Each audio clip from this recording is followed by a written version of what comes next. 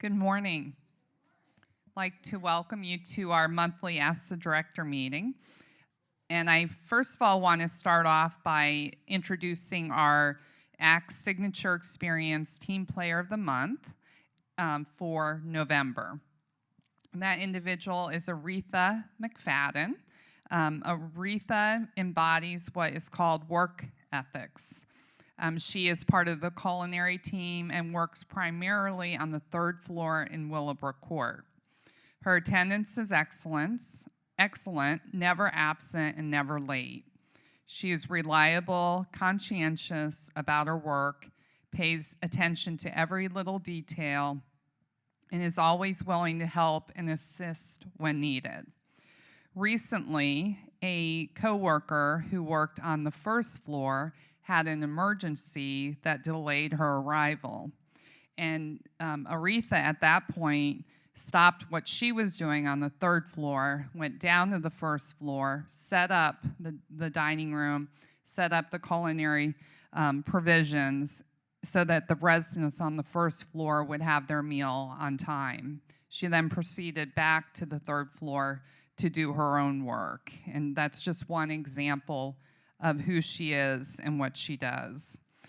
This recognition is long overdue, and we just congratulate Aretha and thank her for her excellent work.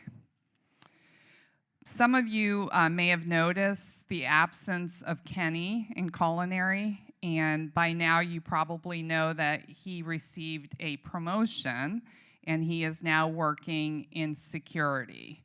So Kenny will be working the third shift and then first or second shift, but primarily the third shift. So you will see Kenny in security uniforms, and he is doing well as he transitions. So when you see Kenny, please congratulate him. I wanted to mention beneficiary designations to you. So when a resident passes away and there's a refund that is due, that refund is always written to the estate of. So if it was me, it'd be the estate of Susan George. In newer resident contracts, there's a section or a clause, section 14.5, where residents can designate a beneficiary for receipt of any types of refunds. And there's 4 things they need to do. They need to put it in writing. They need to have 2 witnesses to witness their signature. The designation is non-contingent, and the designation is specified in terms of percentage equal to 100%. So if, for example, you wanted to leave a refund to 2 children, it might be 50-50 or 25-75, depending on if you have a favorite child, and that's a joke. But if you don't plan to open up an estate, you can always designate the refund, but it must be in writing with 2 witnesses, non-contingent, and by percentage. We are informing you because we are finding that more and more people are not opening up estates, and then when we send the refund to the estate of, the family has to jump through hoops, and also then we have to jump through hoops to resolve the matter. So just be informed of that. If you don't plan on having an estate, you'll want to definitely put something in writing. Are there any questions regarding that topic? Jane?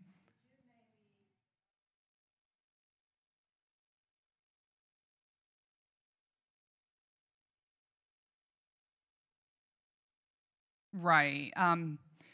I can ask our attorney if we were allowed to do that. They just want to make sure we want to make sure that family members don't feel like we forced residents to do something that could be not to their benefit. So I would have to run that by our corporate legal department. We perhaps could put something in writing and put that in your box to let you know what the steps are. Thank you.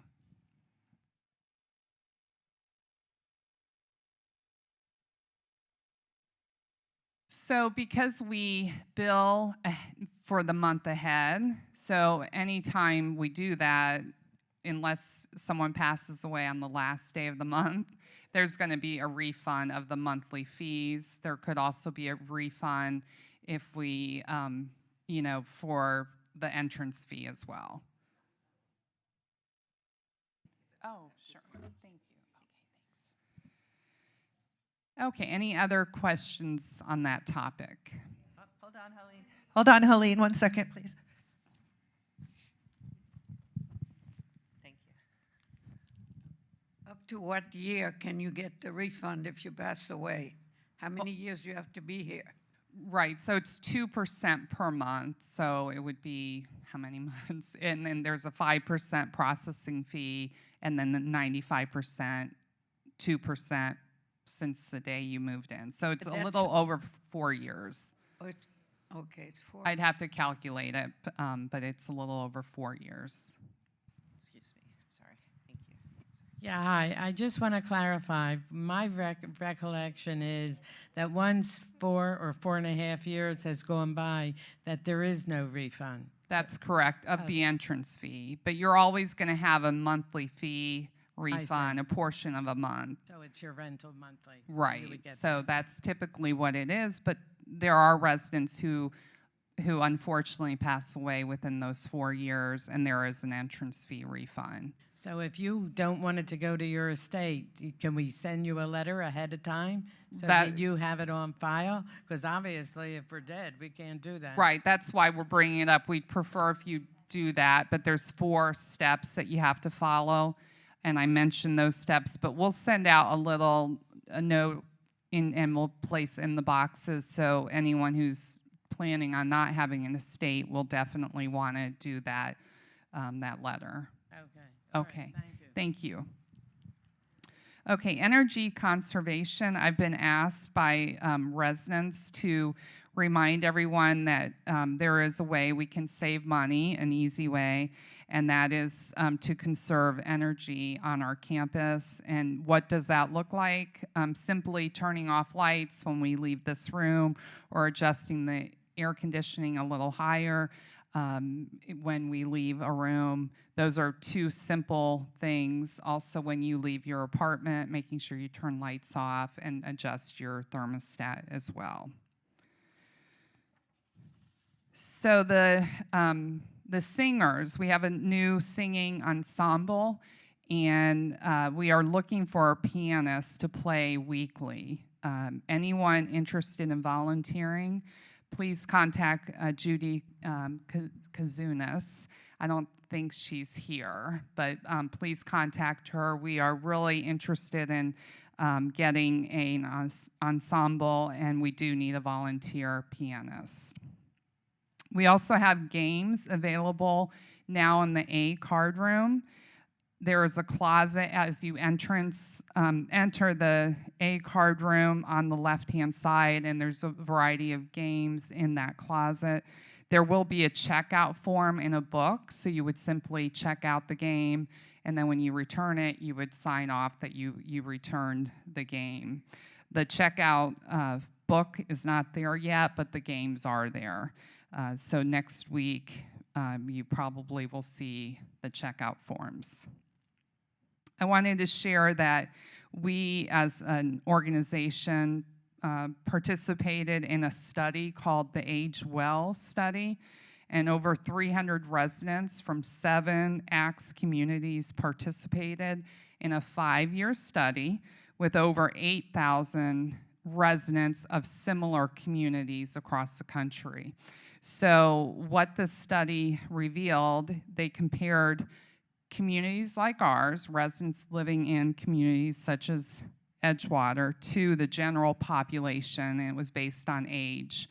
And they compared how residents aged over the 5 years, and they looked at markers of wellness, and they found that the residents who lived in a community like this had better markers of wellness, and those markers included physical, emotional, social, intellectual, and vocational wellness compared to the general older adult population.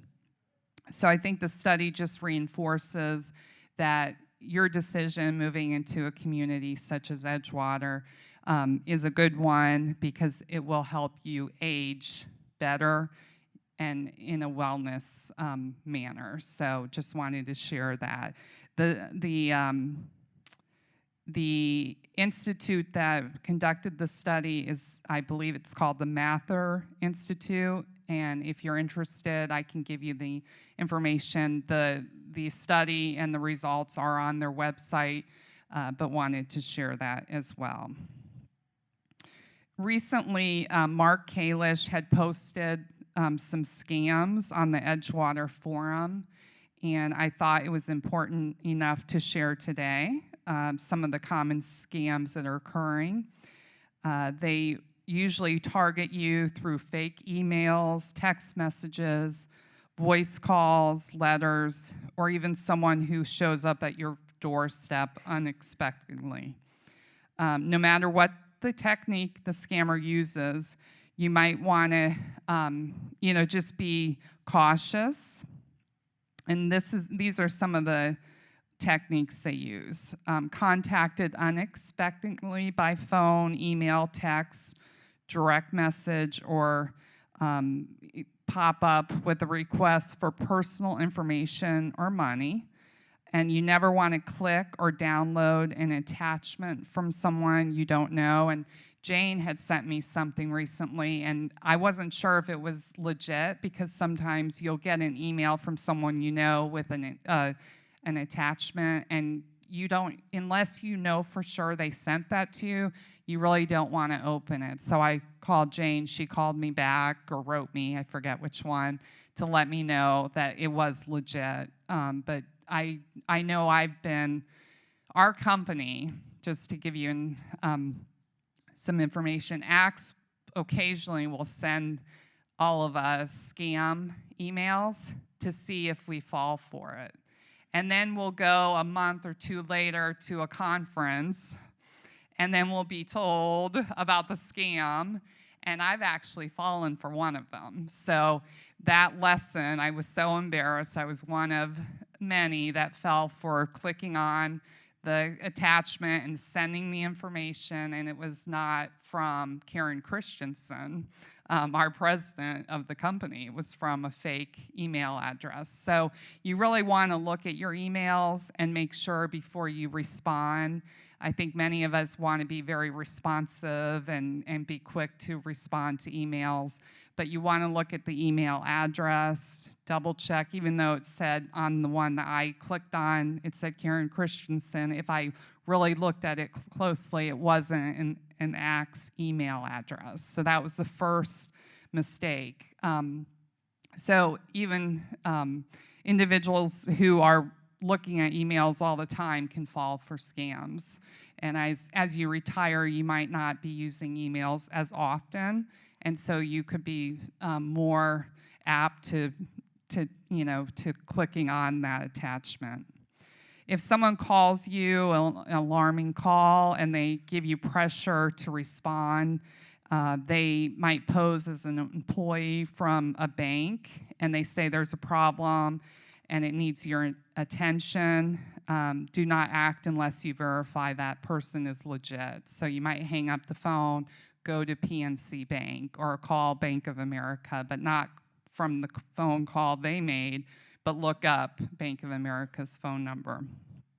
Also, if someone asks you to pay in an unusual way, like gift cards, Bitcoin, prepaid debit cards, or digital currency, including Zelle, that could be fraudulent as well. So before you send money to anyone or think that you're overdrawn and you need to correct your bank overdraft, I would drive over to the bank and just make sure, because there are so many scams out there. If you authorize a transfer or to send money to a scammer, many times the banks cannot help you. So once you do it, that money's gone and the bank can't get the money back.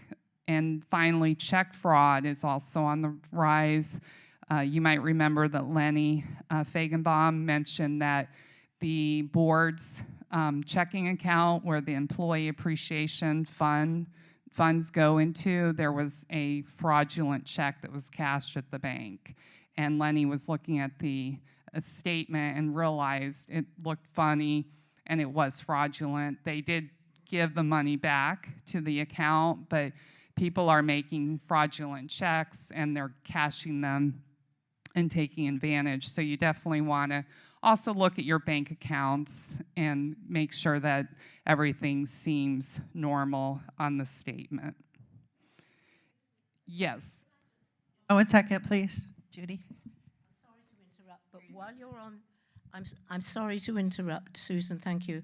But while you're on the subject of scams, just very quickly, could I mention, I believe this morning's message that came over about the front gate being closed, there was no name on it. I actually didn't hear it or see anything. Gerald took it, but there was nothing which was sort of valid, apparently, on it. And people who were, well, a lot of people wouldn't even have read it or heard it. Could we talk a little bit later, sorry to interrupt, on communication? And I'll leave it at that. So, for and now. I've heard that before. So when we do the phone calls, sometimes they come in and it doesn't say Edgewater or Axe, it says something else. That is a problem, and we have made the company that we use aware of that. But the bottom line is when you get a phone call, you can answer the call, but just don't react to it. There is another scam. I don't know if this is true, but I've heard that they will call you on a recorded line and they'll say, "Is this Susan?" And then if I say yes, that could be an authorization. Is that what you were going to share? Absolutely. And that has happened to me twice in the last week where someone has called, asked if I'm Susan, and I say, "What would you like?" I do not say yes.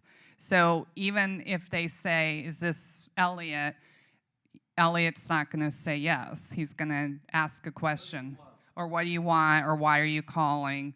Because if you say yes, they're recording that you're authorizing something, potentially a transfer of funds, or you're buying something, and so that's another scam that I've heard is going around.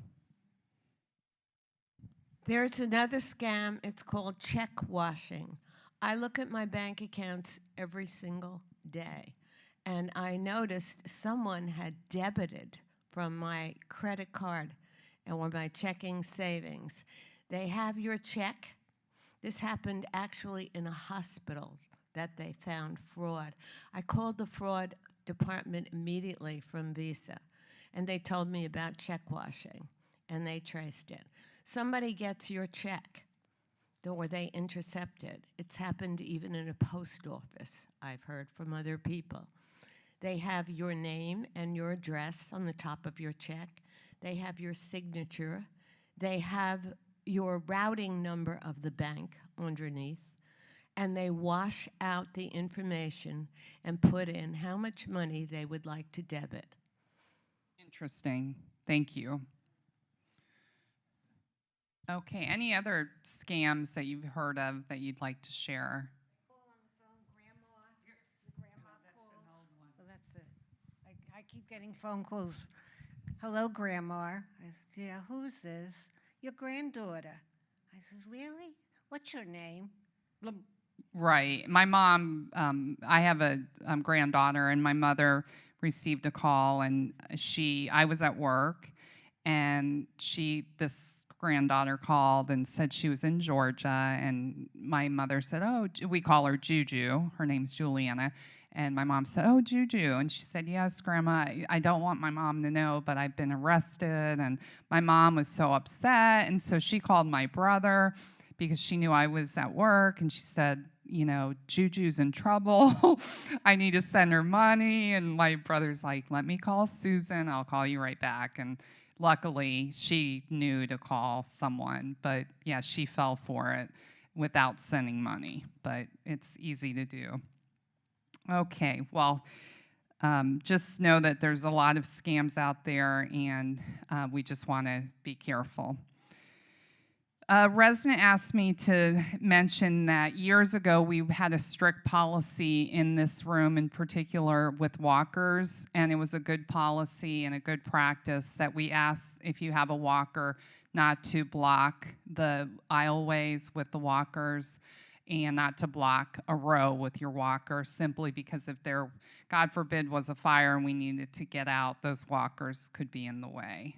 So if we could try to remember that and be mindful of that, we would appreciate that. Also in the dining room, we ask that we're able to move the walkers out. That's what we prefer, is that everyone have their walkers against the wall. Thank you. And Helene has a comment. There are people who leave their motorized chairs in the halls instead of taking them in their apartment. And if there was an emergency, they wouldn't be able to get through because those hallways are pretty narrow. Right. We ask that you keep your scooter or your electric walker, or not walker, wheelchair inside your apartment. Thank you. Well, as a resident, you live here, and you don't want to be the one that has to call and say, so-and-so. Maybe somebody should be walking the halls and checking to make sure there aren't any motorized chairs in the hallways. Okay, and we'll remind all the staff, if you see it, to knock on the door and ask the resident to move their scooter inside. Thank you. Okay, we have some upcoming holiday events. On December 2nd, we have Hammock Point Elementary School providing holiday music.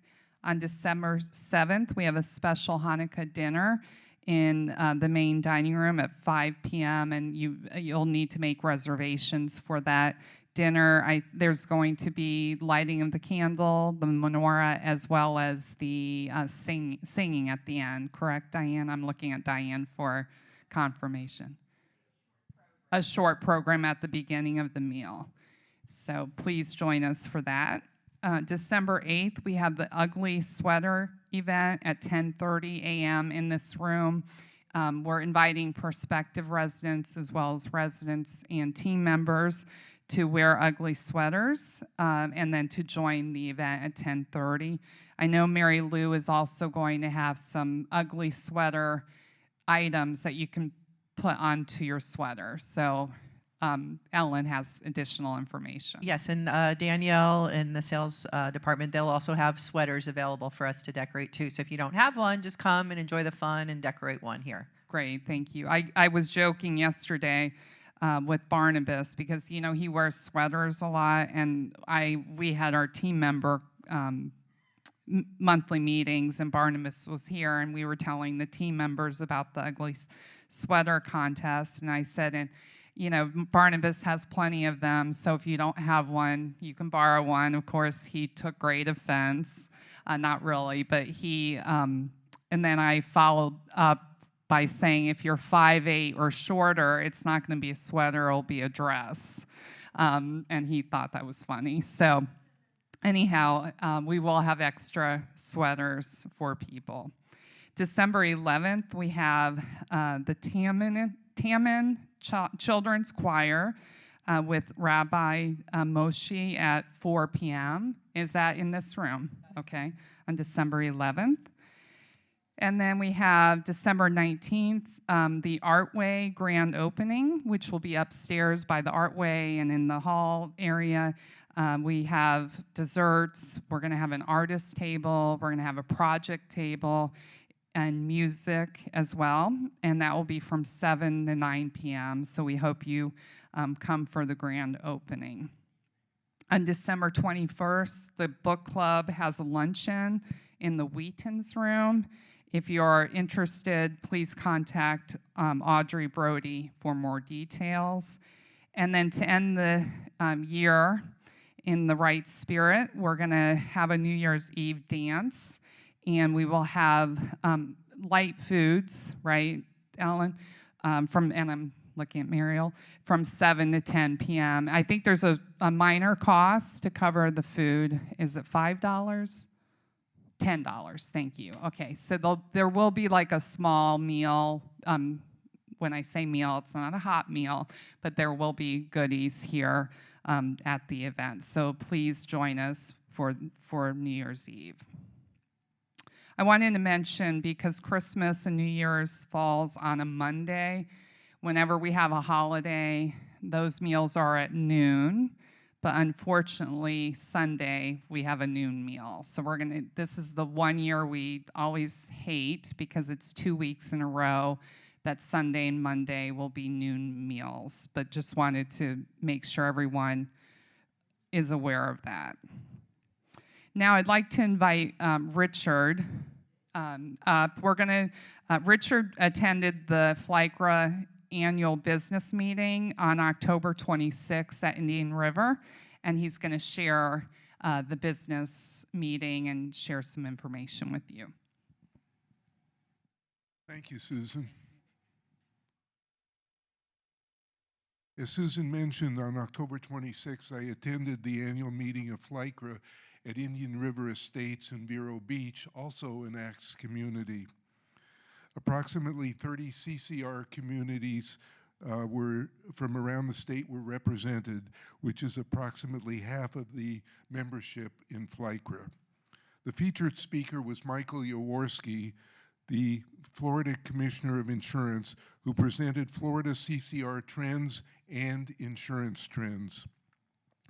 The contract we all signed with ACTS is in essence an insurance product, and thus subject to the regulations of the Office of Insurance Regulations, or OIR. Mr. Jaworski stressed the importance of the financial conditions of CCRCs, which he felt overall were doing well. His office has a mandate to intervene when necessary. The Office of Insurance Regulation works closely with FLYCRA in Tallahassee. His office is comfortable with the financial condition of the CCRCs in Florida. The OIR inspects CCRCs every 3 years. Much discussion was held regarding the Designated Resident Representative, or DRR, which was explained in detail in the third quarter 2023 Resident Connection publication. The Designated Resident Representative shall represent residents before CCRCs on any matter affecting financial changes to the residents, such as an increase in fees. This change is an update to a 1992 law. At the recent town meeting held here with representatives of the ACTS from headquarters regarding the 2024 budget, it was explained that ACTS is in compliance with the DRR directive. Mr. Jaworski concluded by discussing the property insurance market situation here in Florida.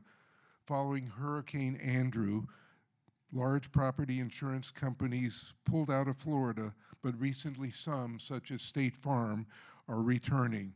He stated that Florida wants good actors who intend to show promise in maintaining a presence in Florida. Hugh Strawn, the treasurer of FLYCRA, presented the balance sheet for FLYCRA. The net assets are $118,000, and there are no liabilities. The assets are in cash and reserves. And lastly, elections were held for the new board for the upcoming year.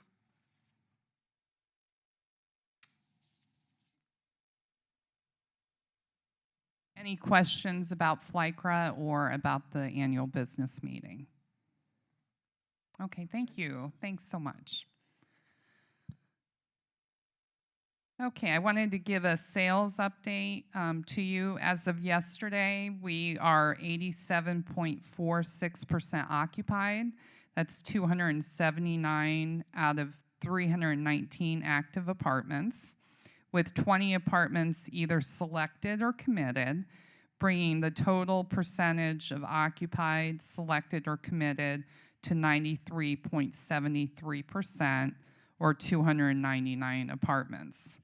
This leaves us 20 apartments available for sale And of course, just to remind you that there's a $4,000 resident referral for any resident who moves in by the end of the year. Now, I realize we only have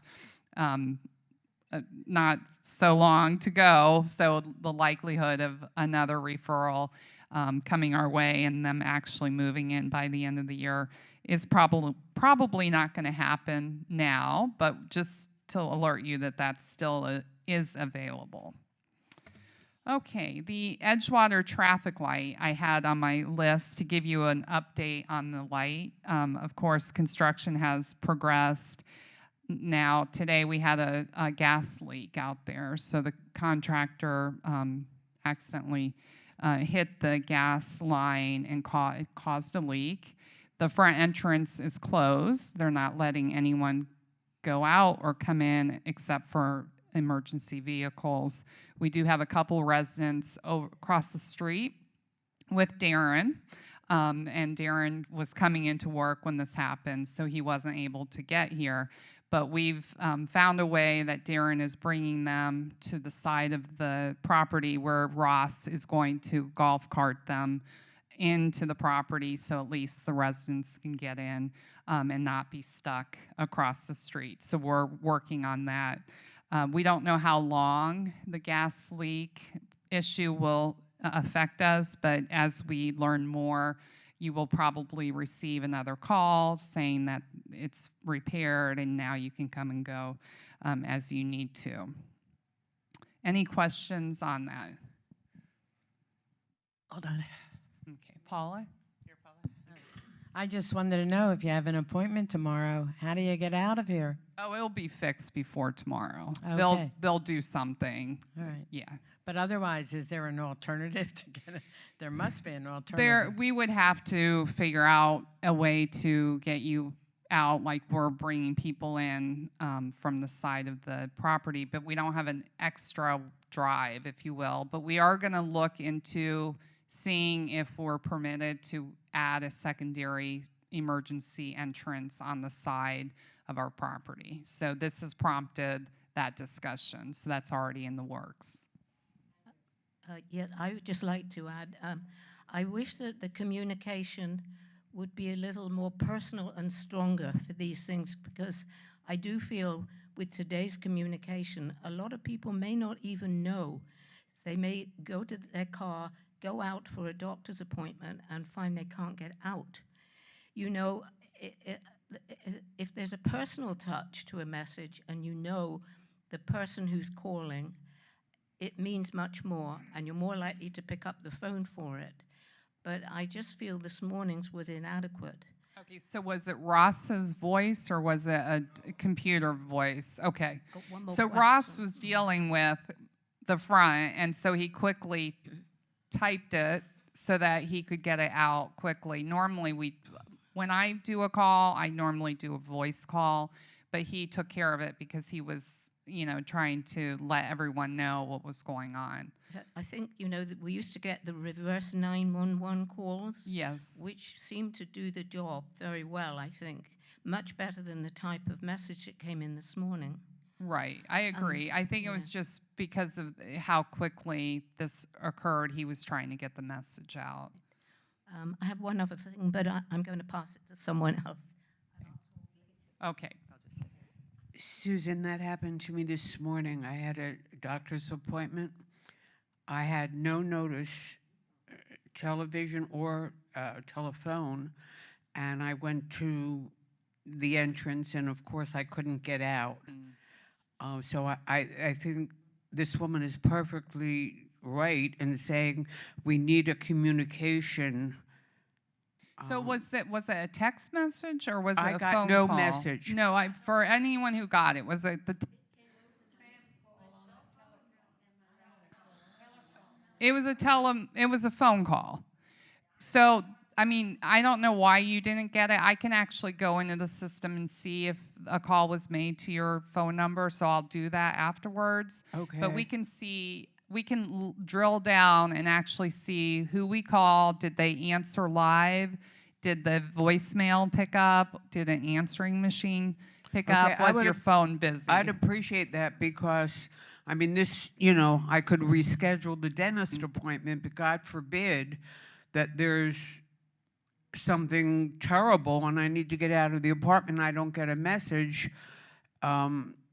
I appreciate that you'll check and just make sure that they have my number. Yes, I will double Thanks, check, Sue. and I'll Thank get back you. to you personally.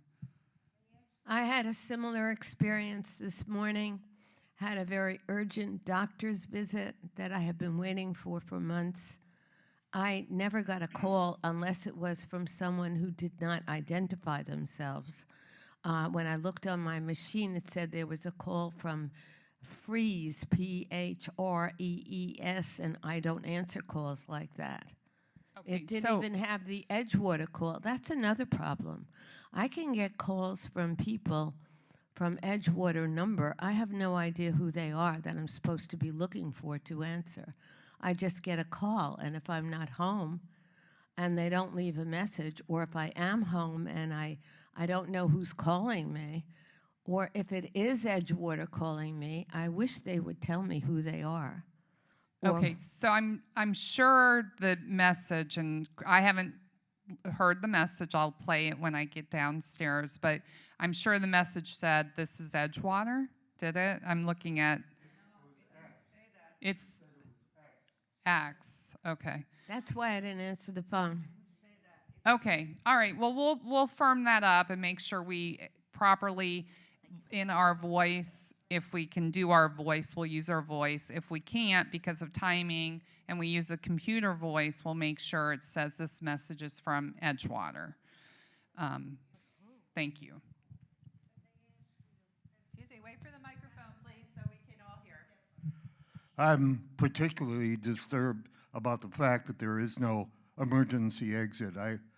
In all of my experience in industrial and commercial facilities, I've never seen a place that did not have an emergency exit. And I think that should be a very top priority. Yeah, there is another exit. It's just not drivable. So the gate opens on the side on power line, but it's not a drivable exit. So there is a way to get out of the property other than the front if we had to. I agree. I'm not disputing that, Elliot. And when this happened, we were texting the powers that be, and they're already looking at contacting whomever to find out, is it feasible? Are we permitted to? And we're going to research that. Thank you. I have two things I want to bring up. First, very quickly, I did get the message both on my cell phone and my telephone, right, both at the same time. I didn't know which one to answer first, but it was okay.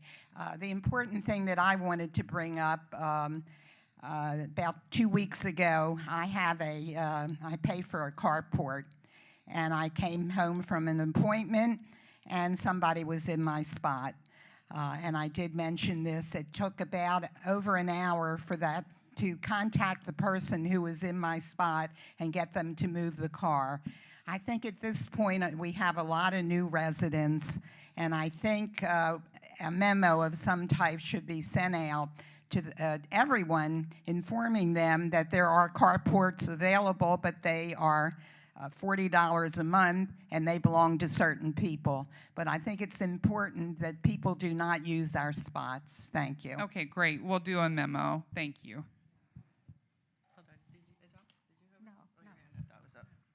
Also, that 15-minute parking, I see people in there sometimes a whole day.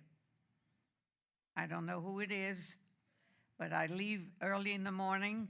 I come back about 4, and that car is still in that 15-minute parking. So I Okay, think security should be checking. Right. To see. I'll include that as well in the memo about the 15-minute parking.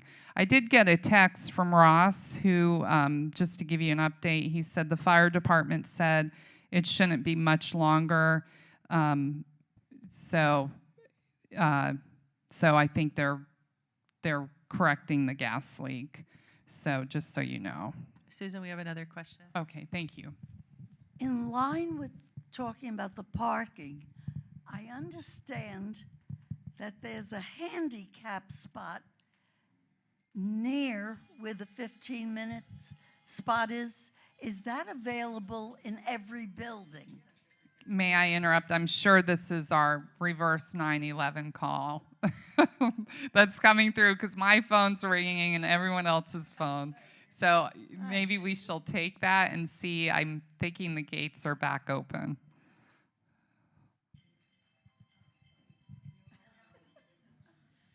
So what should I do? Roz was asking a question? Should I do it? Everything's open. I have it. It says everything is Okay. All right.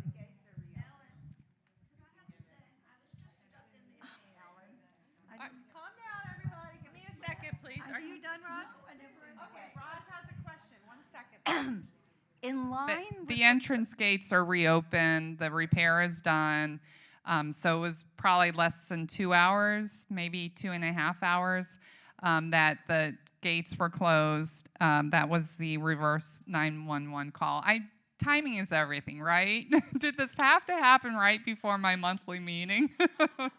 But I think it's good discussion to have, and it prompts further evaluation of our exit gate and entrance gate and having a secondary means of egress. So it's a good discussion, but timing is everything.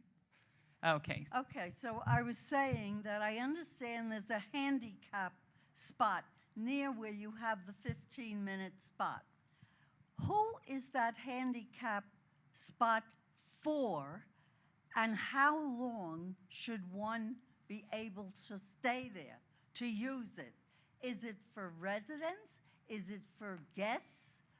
What do you say about that? Okay, so it's not a permanent handicap parking spot for residents, but you can park there. Let's say you come home and you need to bring groceries upstairs. You can park there if you have a handicap sticker, and then come back down and move your car to your designated spot. It's a I believe it's 2 hours or less spot. So the expectation is you can use it, but then move your car. If you have company and the person is disabled and they have a parking card or whatever you call it. I have one because of my husband. Now I don't use it unless he's in the car with me, but and that's the rule. You can't use it if you're not disabled unless the person's with you. But if you need to use a handicap parking spot, you have to have that card. There is a time limit. I believe it's 2 hours, but I'll confirm that.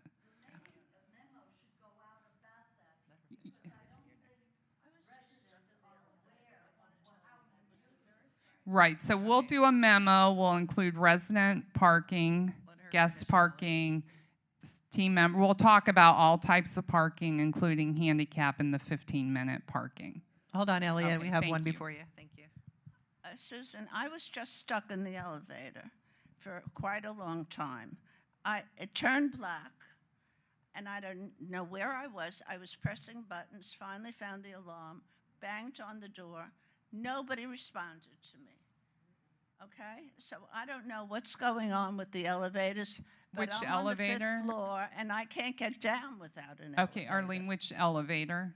In your building? Yes. Okay, What? B building. okay. I gave it to Susan, where it is, which one it was. It was on the right-hand side facing the elevator. Okay, and when you pushed the alarm, we came, I'm assuming, because you're here. Is that correct? But he responded. No, but you're here, so someone had to have gotten you out of the elevator. Well, I'm asking the question. I don't know if anybody was going to respond. I kept pressing the alarm button. Okay, I found it. Finally, it went back to the 5th floor. I thought I was dropping because I didn't know, but the door opened. It was very, the door, it was very scary. Okay, And what's happening with the elevators here? okay, let me research what happened. I think there's a way we can research when you push the alarm because it calls the front desk, so I can see exactly the time you push the alarm. And well, let me look at our phones because our phone tells us when the alarm calls us, so I can research it.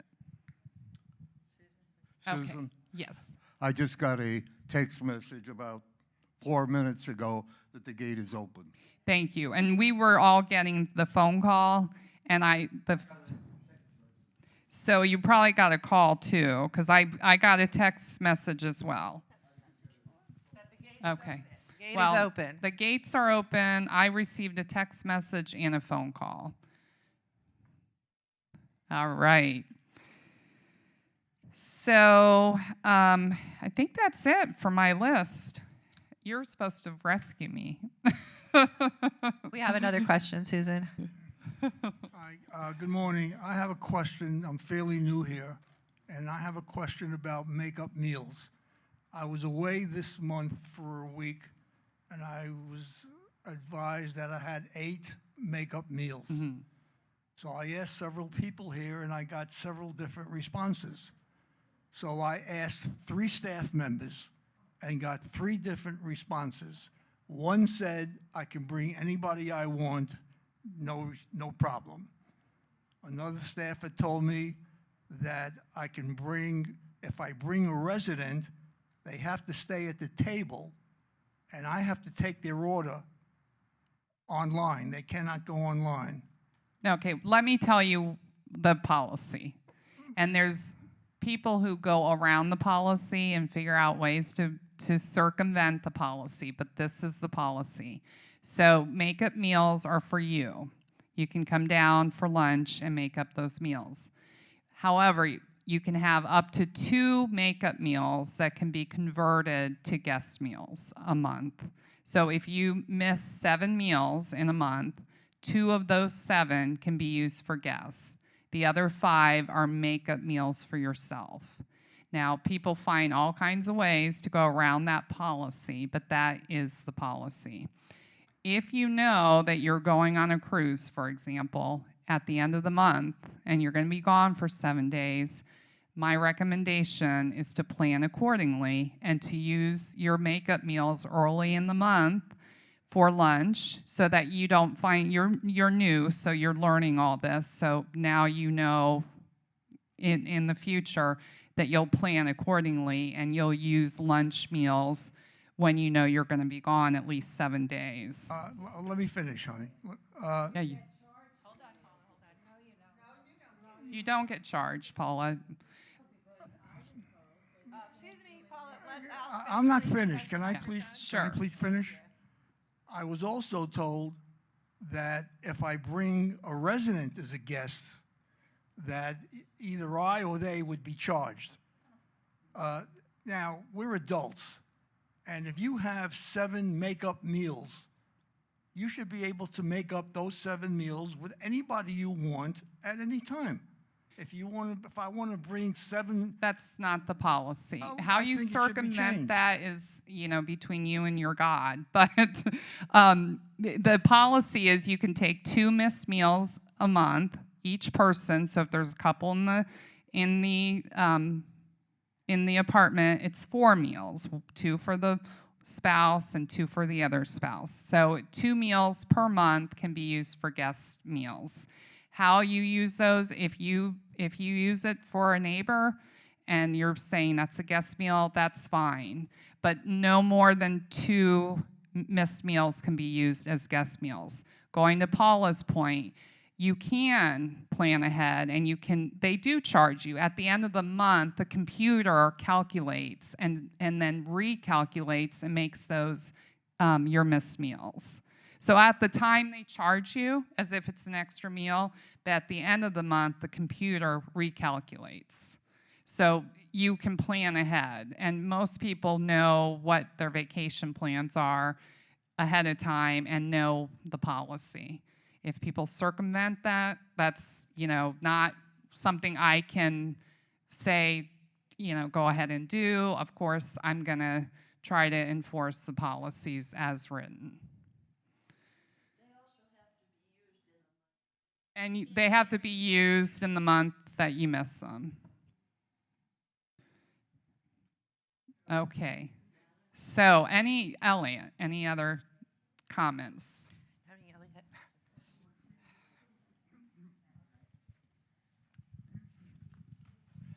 I'd like to bring up an issue about ancillary fees. I've looked over, this is the ancillary fee schedule for 2024.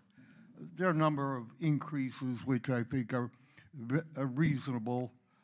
Cost of living, a number of items have no objection to. There are two areas that particularly stand out. One has to do with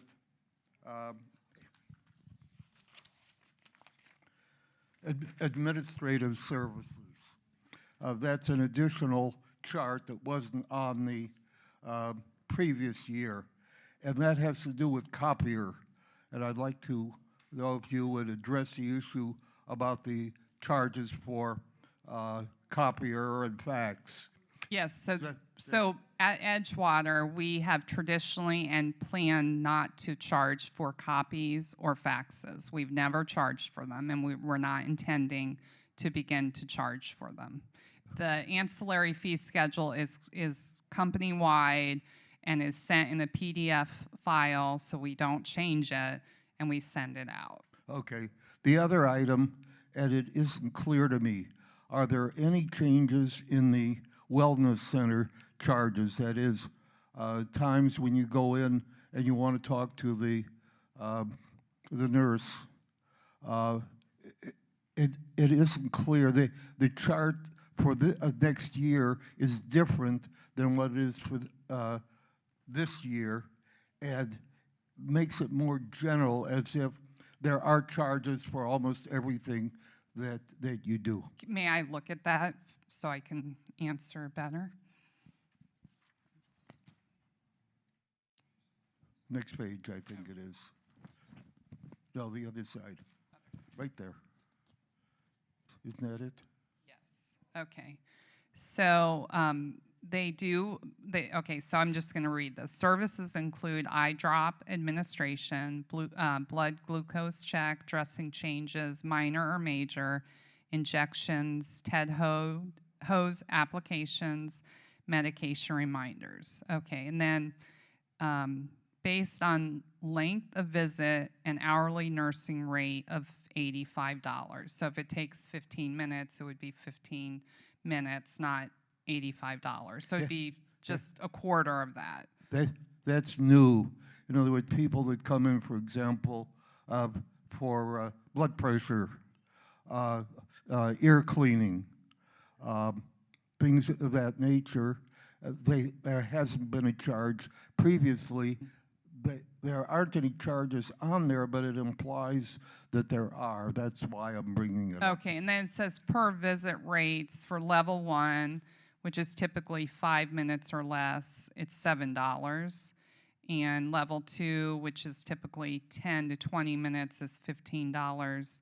And anything greater than 30 is $40. 30 minutes, anything greater than 30 minutes.